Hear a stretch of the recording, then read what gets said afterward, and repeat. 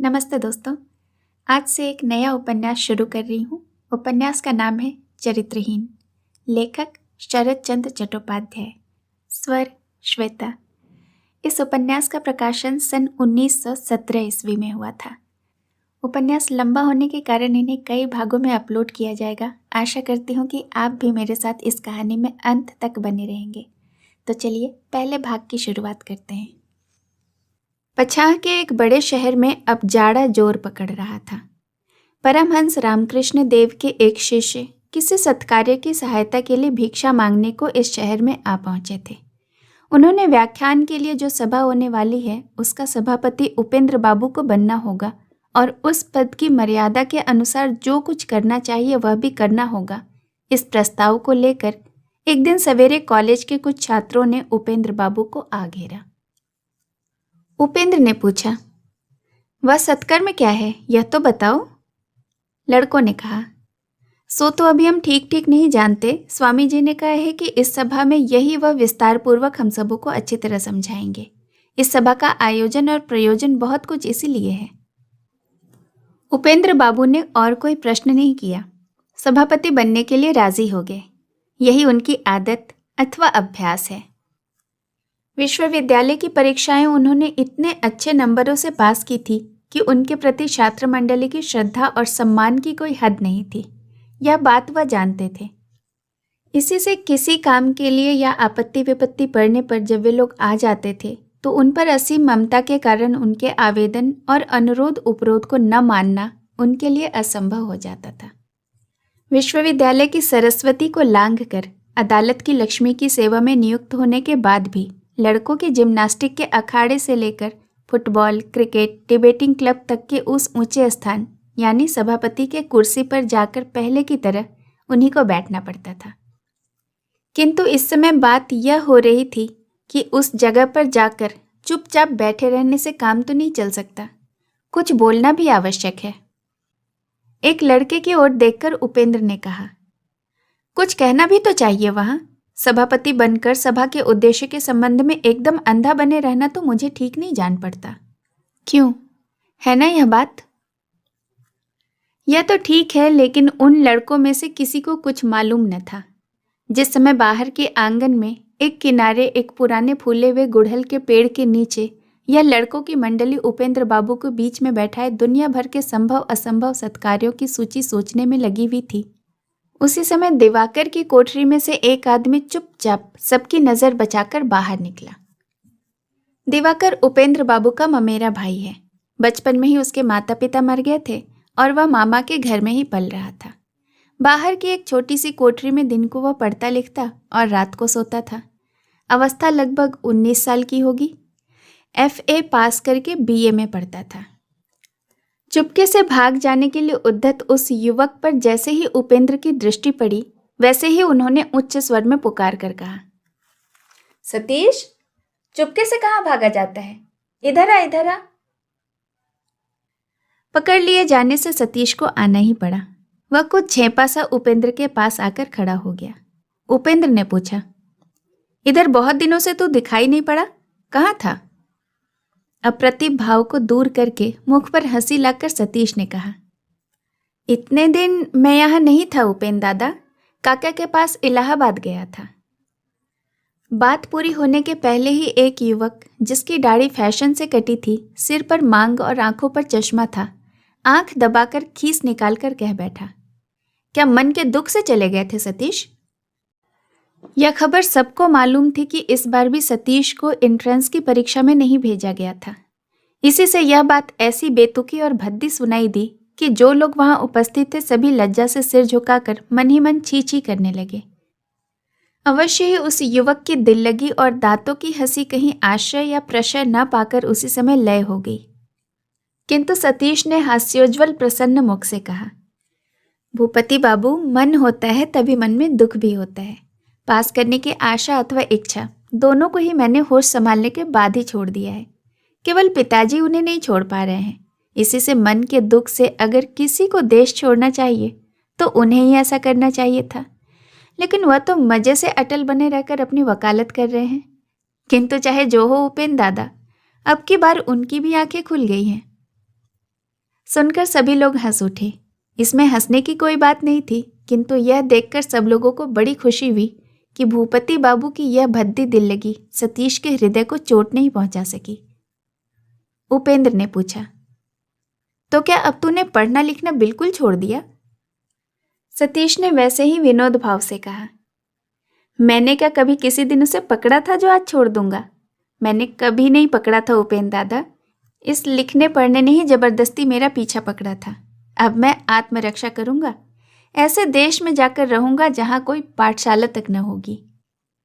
उपेंद्र ने कहा, लेकिन कुछ तो अवश्य करना चाहिए। मनुष्य एकदम चुप होकर निष्कर्मा होकर बैठा नहीं रह सकता, और यूं हाथ पर हाथ धरे रहकर बैठना उचित भी नहीं है। सतीश ने कहा, नहीं दादा, चुप होकर नहीं बैठूंगा। इलाहाबाद से अभी अभी एक नए काम की प्रेरणा लेकर आया हूं। एक बार अच्छी तरह चेष्टा करके देखूंगा वह काम कहां तक कर सकता हूं। विस्तृत विवरण सुनने की आशा से सब लोग सतीश के मुंह की ओर ताकने लगे। यह देखकर उसने कुछ लजाते हुए हंसकर कहा, मेरे गांव में जैसे मलेरिया का प्रकोप रहता है, वैसे ही हैजे का भी दौरा हुआ करता है। 5-7 गांवों के बीच कभी कभी समय पर एक भी डॉक्टर नहीं मिलता। मैं वहीं जाकर होम्योपैथिक चिकित्सा शुरू कर दूंगा। मेरी माता मरने के पहले मुझे 1000 रुपये दे गई थी। वे रुपये अब भी मेरे पास हैं। उन्हीं से मैं अपने गांव में घर में बैठकर एक डिस्पेंसरी खोल लूंगा। तुम हंसो नहीं उपेंद्र दादा, निश्चय ही यह काम करूंगा। पिताजी को मैंने राजी कर लिया है। मैंने उन्हें कह दिया है कि महीने 1.5 महीने के बाद कलकत्ते जाकर मैं होम्योपैथिक स्कूल में भर्ती हो जाऊंगा। उपेंद्र ने पूछा, महीने 1.5 महीने के बाद क्यों? सतीश ने कहा, थोड़ा सा काम है। दक्षिण पाड़ा का नवनाट्य समाज टूट जाने से एक नया दल बन गया है। उस दल के कर्ता धर्ता हमारे विपिन बाबू हैं। उन्होंने ही तार भेजकर मुझे इलाहाबाद से यहाँ बुलवाया है। मैंने उनसे वादा किया है कि उनकी कंसर्ट पार्टी ठीक करके तब और किसी काम में हाथ लगाऊंगा।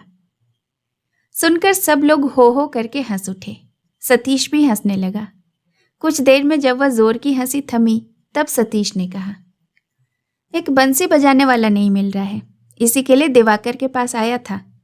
अगर अभिनय की रात को वह यह काम कर दे तो इसके लिए अधिक दौड़ धूप न करनी पड़ेगी। उपेंद्र ने पूछा, वह क्या कहता है? सतीश ने कहा, और क्या कहेगा, कहता है परीक्षा सिर पर आ गई है। मगर यह बात मेरी किसी तरह समझ में नहीं आती उपेंद्र दादा कि 2 वर्ष तक मन लगाकर पढ़ने लिखने वाला आदमी केवल एक रात न पढ़ने से परीक्षा में कैसे फेल हो सकता है। मैं कहता हूँ जो सचमुच एक दिन नागा करने से फेल हो जाते हैं, उनका तो फेल हो जाना ही उचित है। ऐसे पास करने की मर्यादा जिनकी नज़रों में हो उनकी नज़र में बनी रहे। मेरी नज़र में तो नहीं है। तुम नाराज़ ना हो पाओगे उपेंद्र दादा। मैं तुमको जितना जानता हूँ उसका चौथाई भी ये लोग तुमको नहीं जानते। जिम्नास्टिक के अखाड़े से लेकर फुटबॉल क्रिकेट तक हमेशा तुम्हारी शागिर्दी करके साथ साथ रहकर मैंने अनेक दिन अनेक प्रकार से तुम्हारा समय नष्ट होते देखा है। अनेक परीक्षाएं भी तुमको देते देखा है और उनमें बाकायदा पास करते भी देखा है। लेकिन तुमको तो कभी इस तरह से परीक्षा की दुहाई देते नहीं देखा। उपेंद्र ने बात को दबाने के लिए कहा, लेकिन मैं तो बंसी बजाना नहीं जानता हूँ सतीश। सतीश ने कहा, मैं भी अक्सर यही सोचता हूँ। सचमुच मुझे यह देखकर बड़ा आश्चर्य होता है कि संसार में केवल यही एक चीज़ तुमने क्यों नहीं सीखी। खैर जाने दो, ये दोपहर की धूप में कमेटी काहे की है? जाड़े की धूप पीठ पर पड़ रही थी। लोग सिर से पैर तक ऊनी चादर लपेटे बैठे थे। बैठक खूब जमी हुई थी। दिन काफ़ी चढ़ाया था, पर उधर किसी का ध्यान न था। सतीश के कहने से समय की ओर देखकर सब चौंक पड़े और सब एक साथ उठ खड़े हुए। इसी अवसर पर भूपति ने पूछा, हाँ उपेंद्र बाबू, आपने क्या निश्चय किया? उपेंद्र ने कहा, मैंने तो कह दिया कि मुझे कोई आपत्ति नहीं। हाँ, अगर तुम्हारे स्वामी जी का उद्देश्य पहले से कुछ जान पाता तो बहुत सहूलियत होती। बिल्कुल अनजान रहकर कहीं जाना अखरता है, एक तरह की झिझक होती है। भूपति ने कहा, लेकिन वह तो इस बारे में कुछ नहीं बताते, बल्कि उनका तो कहना यह है कि जो बात जटिल और दुर्बोध्य है उसे विशेष रूप से साफ साफ समझकर कहने का समय और सुविधा जब तक न हो तब तक एकदम न कहना ही अच्छा है। अधकचरी बात कहने से प्रायः सुफल के बदले कुफल ही होता है। चलते चलते बातें हो रही थी। सब लोग बाहर आकर रास्ते के किनारे खड़े हो गए। सतीश ने जोर देकर पूछा, मामला क्या है उपेंद्र दादा? उपेंद्र के कुछ कहने के पहले ही भूपति ने कहा, सतीश बाबू, आपको भी इस चंदे के रजिस्टर में अपना नाम लिखवाना होगा। अगर आप पूछे क्यों, तो इस समय तो हम ठीक तौर से कुछ न कह सकेंगे। परसों तीसरे पहर कॉलेज के हॉल में स्वामी जी आप ही आकर समझाकर सारी बातें कहेंगे। सतीश ने कहा, तब तो मैं समझने का अवसर न पाऊंगा भूपति बाबू। परसों हम लोगों का रिहर्सल है, वहां मेरे अनुपस्थित रहने से काम न चलेगा। भूपति ने आश्चर्य प्रकट करते हुए कहा, यह आप क्या कहते हैं सतीश बाबू? थिएटर की साधारण क्षति के भय से ऐसे महत्व के काम में आप शामिल न होंगे? लोग सुनेंगे तो क्या कहेंगे? सतीश ने कहा, लोग तो बिना सुने ही बहुत कुछ कहा करते हैं, इस बात को जानने दीजिए। मैं तो आप लोगों की बात कहता हूँ। बिना कुछ जाने बूझे आप लोग इस आयोजन को इतना बड़ा मान दे बैठे हैं, निस्संदेह होकर इस पर विश्वास कर बैठे हैं। मैं अगर ऐसा न कर सकूं तो आप लोग मुझे दोष न देंगे। जिसे मैं जानता हूँ, जिसके बारे में समझता हूँ कि उसका भला बुरा कैसे होगा, उसकी उपेक्षा करके, उसकी क्षति करके एक अनिश्चित अज्ञात महत्व के पीछे दौड़ना मुझे तो ठीक नहीं जान पड़ता। वहाँ उपस्थित छात्र मंडली में अवस्था और अध्ययन की दृष्टि से भूपति ही ज्येष्ठ और श्रेष्ठ था, इसलिए सबका मुखपात्र होकर वही बोल रहा था। सतीश के इस बात पर हंसकर भूपति ने कहा, सतीश बाबू, इस बात पर विश्वास करना तो कुछ कठिन नहीं है। स्वामी जी सरीखे महापुरुष अच्छी बात ही कहेंगे, उनका उद्देश्य अच्छा ही होगा। सतीश ने कहा, यह मैं मानता हूँ कि किसी व्यक्ति विशेष के लिए ऐसा विश्वास कर लेना कठिन है। देखिए ना, एंट्रेंस पास करना कुछ कठिन काम तो नहीं है, लेकिन उसे पास करना तो दूर, 3-4 साल में मैं उसके पास तक नहीं फटक सका। अच्छा, इन स्वामी जी महाराज को आपने पहले कभी देखा है या कभी इनके बारे में कुछ सुना है? सबने यह स्वीकार किया कि उनके बारे में कोई कुछ नहीं जानता। सतीश ने कहा, यह देखिए, एक गेरवे कपड़े के सिवाय उनके उस महत्व का कोई सर्टिफिकेट नहीं है, लेकिन आप लोग उनके पीछे उत्साह से पागल हो उठे हैं और मैं अपने काम की हानि करके उनका व्याख्यान न सुनने जाऊंगा या सुनकर मुझ पर नाराज भी हो रहे हैं। भूपति ने कहा, हम क्या यूं ही उनके पीछे पागल हो उठे हैं सतीश बाबू? ये गेरुआ धारण करने वाले लोग संसार को बहुत कुछ दे गए हैं, बहुत कुछ लोगों का उपकार कर गए हैं। खैर, वह चाहे जो हो, मुझे क्रोध नहीं दुख है। संसार की सभी चीज़ें सफाई और साक्षी का सहारा लेकर हमारे सामने हाजिर तो नहीं हो सकती, इसलिए उन सबको मिथ्या मानकर अगर हम अस्वीकार करेंगे तो हमें अनेक चीज़ों से वंचित रहना होगा। अच्छा, आप ही बताइए, जब आप संगीत के सारे गामा का अभ्यास करते थे तब आपको संगीत के रस में कितना आनंद मिला था? संगीत के गुण दोषों को कितना समझ पाए थे आप? सतीश ने कहा, मैं भी तो ठीक यही बात कहता हूँ। संगीत का एक आदर्श अगर मेरे सामने न रहता तो मैं इतना कष्ट करके सारेगामा का अभ्यास कभी न करता। वकालत में अगर आपको इतने रुपयों की गंध न मिलती तो एक बार फेल होकर के बैठे रहते। बार बार इस तरह जान लगाकर परिश्रम करके कानून की किताबें न रटते। शायद उपेंद्र दादा भी एक स्कूल की मास्टरी करके इतने दिनों तक संतुष्ट न रहते। उपेंद्र बाबू हंसने लगे, किंतु भूपति का चेहरा तमतमा उठा। उनके आक्षेप को 10 गुना करके सतीश ने लौटा दिया था और इस बात को वहां उपस्थित सभी लोग अच्छी तरह समझ गए थे। क्रोध को दबाकर भूपति ने कहा, आपके साथ बहस करना ही व्यर्थ है। आप शायद यही नहीं जानते कि किस चीज को भला या बुरा कितने प्रकार से प्रमाणित किया जा सकता है। बातें करते करते सब लोग धीरे धीरे रास्ते के किनारे आकर उकड़ू बैठ गए।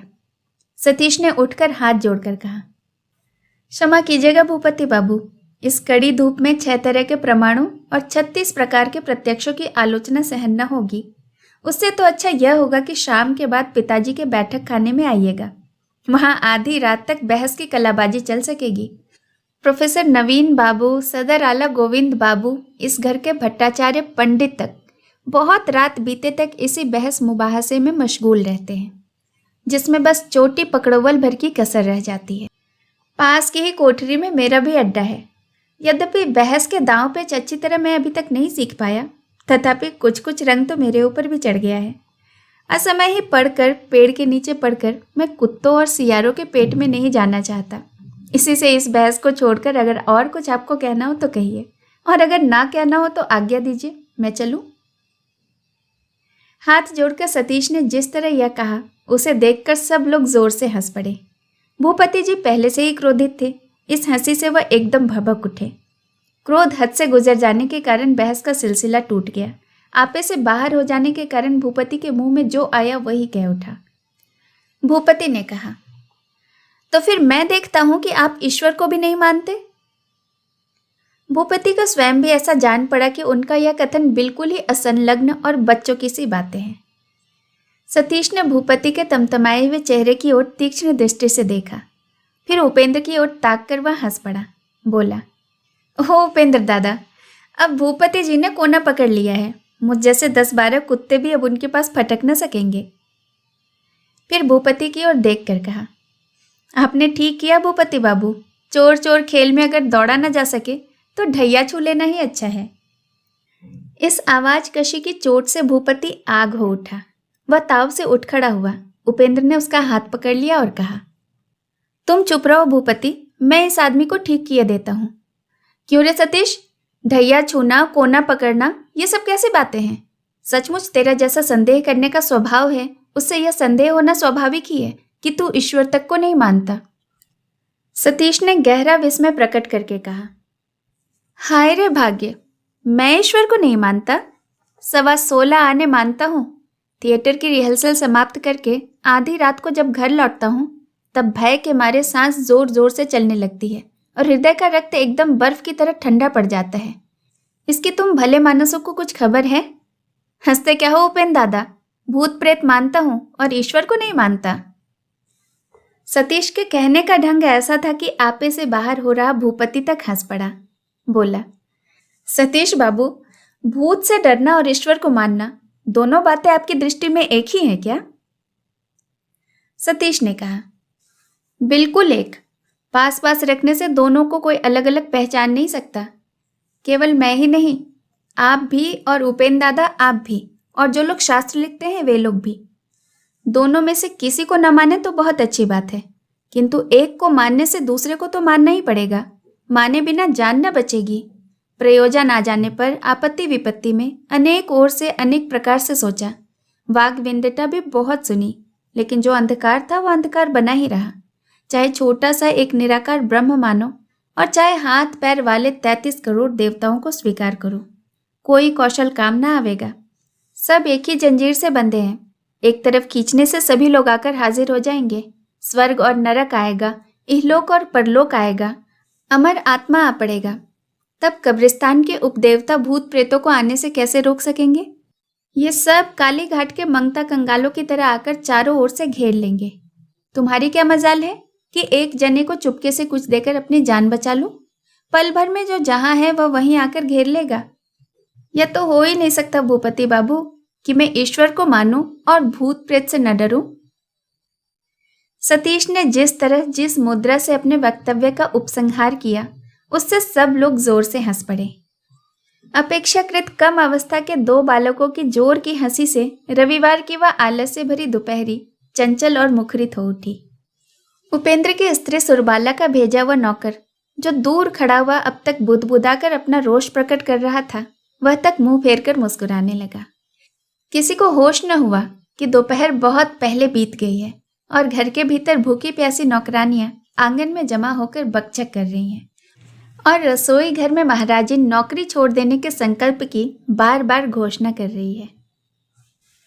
लगभग 3 महीने के बाद कलकत्ते के एक मेस में एक दिन तड़के आंख खुलने पर सतीश बिछौने पर इधर उधर करवटें ले रहा था। एकाएक तय किया कि आज वह स्कूल न जाएगा। वह यहाँ एक होम्योपैथिक स्कूल में पढ़ता था। इस नागा करने के इरादे ने उसके मन में एक अमृत की वर्षा सी कर दी। क्षण भर में ही उसके हाथ पैरों की सुस्ती भी जाती रही और शरीर चंगा हो उठा। वह प्रफुल्ल मुख से उठ बैठा और तंबाकू के लिए बार बार पुकारने लगा। उसकी कोठरी में प्रवेश किया सावित्री ने। वह सतीश से थोड़े ही फासले पर फर्श पर बैठ गई और मुस्कुराते हुए बोली, नींद खुल गई बाबू? सावित्री इस मेस की चाकरीन है, साथ ही प्रबंध करने वाली भी है।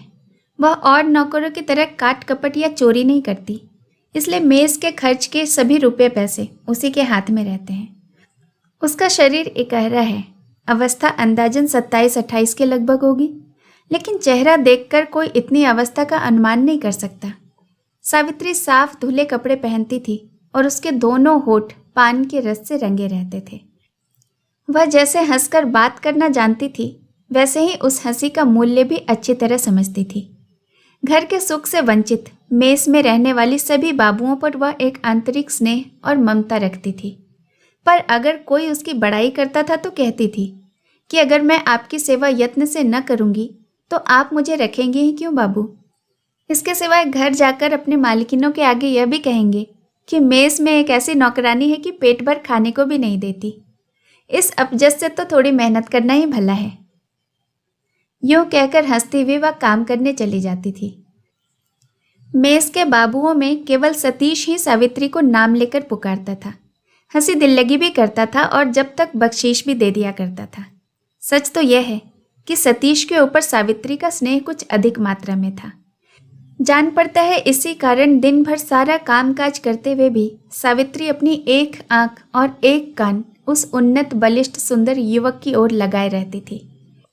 मेस के सब लोग इस बात को जानते थे और उनमें से कोई हंसी में उधर इशारा करने से चूकते भी न थे। सावित्री उत्तर न देती और होठ दबाकर हंसती हुई काम करने को चली जाती थी। सतीश ने कहा, हाँ नींद खुली, कहकर तकिए के नीचे से 1 रुपया ठन से सावित्री की ओर फेंक दिया। सावित्री ने रुपया उठाकर कहा, सवेरे सवेरे क्या लाना होगा। सतीश ने कहा, सौंदेश, लेकिन मेरे लिए नहीं, रुपया अभी अपने पास ही रख, रात को अपने बाबू के लिए खरीद कर ले जाना। सावित्री ने चिढ़कर रुपया सतीश के बिछौने पर फेंक दिया। कहा, अपना रुपया अपने पास ही रखिए, मेरे बाबू को सौंदेश नहीं रुचते। सतीश ने रुपया फिर सावित्री की ओर फेंक दिया और अनुनय के स्वर में कहा, तुम्हें मेरे सिर की सौगंध है सावित्री, ले लो, इसे तुम किसी तरह फेर नहीं सकोगी। मैंने सचमुच तुम्हारे बाबू को मिठाई खाने के लिए दिया है। सावित्री ने मुंह लटकाकर कहा, जब देखो आप औरतों की तरह अपने सिर की कसम रखते हैं, यह बड़ा अन्याय है। बाबू बाबू मेरा कोई नहीं है, मेरे बाबू तो आप लोग हैं। सतीश ने हंसकर कहा, अच्छा लाओ रुपया दे दो, लेकिन कहो हम लोगों के सिवाय अगर कोई और बाबू हो तो मर जाए। सावित्री को हंसी आ गई, बोली, मेरा बाबू क्या आपकी सौत है जो उसे आप कोसते हैं। सतीश ने हंसकर कहा, मैं उन्हें कोसता हूं तो मैं उन्हें मीठे मीठे संदेश भी तो खिलाता हूं। सावित्री ने मुंह फेर कर हंसी के वेग को दबाया, फिर एकाएक गंभीर होकर बोली, नौकर चाकरों के साथ इस तरह बात करने से वे मुंह चढ़ जाते हैं, दबते नहीं। जरा समझ बूझ कर ही बात करनी चाहिए बाबू, नहीं तो लोग निंदा भी करते हैं और बदनामी भी होती है। इतना कहकर रुपया उठाकर वह कोठरी के बाहर चली गई। दम भर बाद ही लौट कर आकर बोली, आज इस वक्त खाना क्या पकेगा। रसोई से संबंध रखने वाली सभी बातों की सतीश को अच्छी जानकारी है। इस विषय में वह एक गुणी आदमी है, यह परिचय सावित्री पहले ही पा चुकी थी। इसी कारण रोज सवेरे वह एक बार आकर इस संबंध में सतीश की आज्ञा ले जाती थी और खुद सामने खड़ी रहकर अपनी देख रेख में महाराज से सारी रसोई, सालन वगैरह अच्छी तरह बनवाती।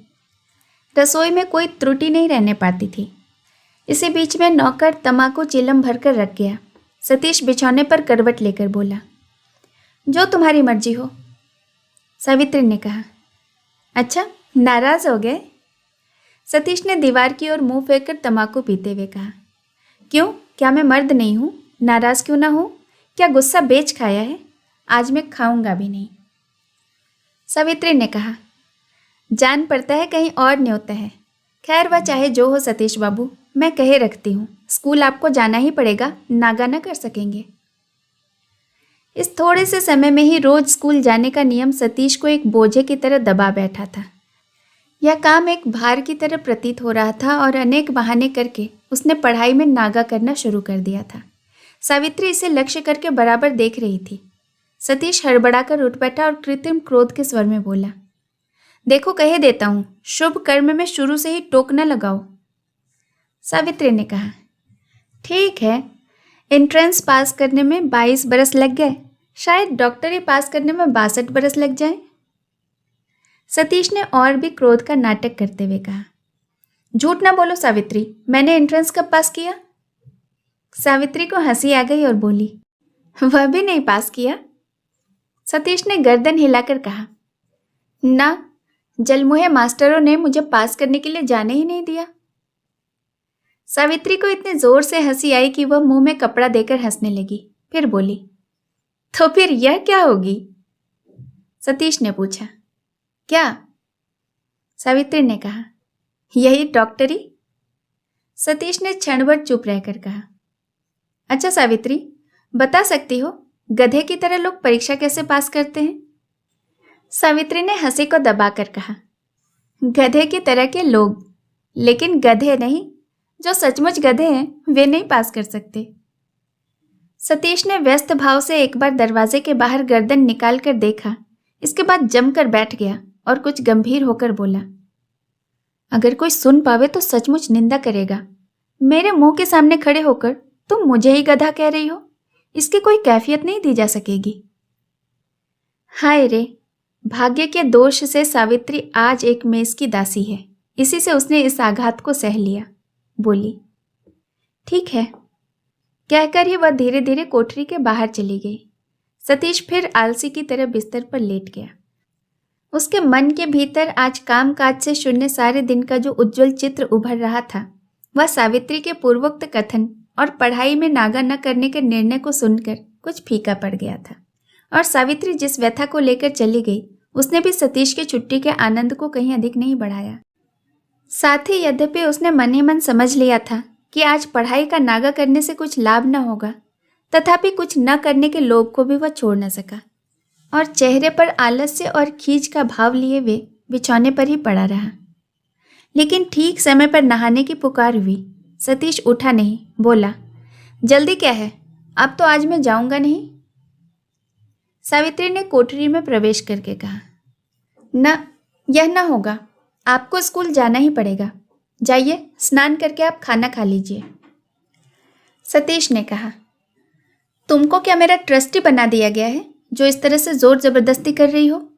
आज तो बस पादमेकम न गच्छामि, बंदा टस से मस नहीं होने का।